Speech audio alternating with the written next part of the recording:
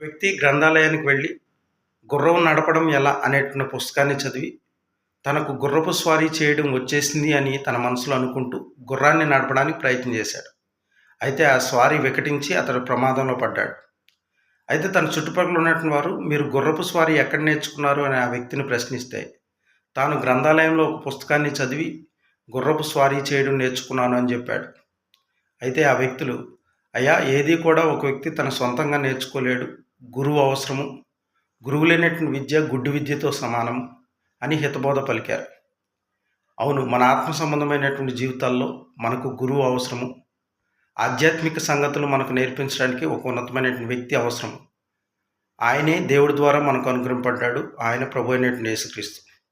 ఆయన ప్రతి విషయాన్ని కూడా మనకి నేర్పించడానికి కావాల్సినటువంటి మాదిరికరమైనటువంటి జీవితాన్ని ఆయన కనపరిచాడు. నా కాడి మీ మీద ఎత్తుకుని నా యొద్ద నేర్చుకోండి అని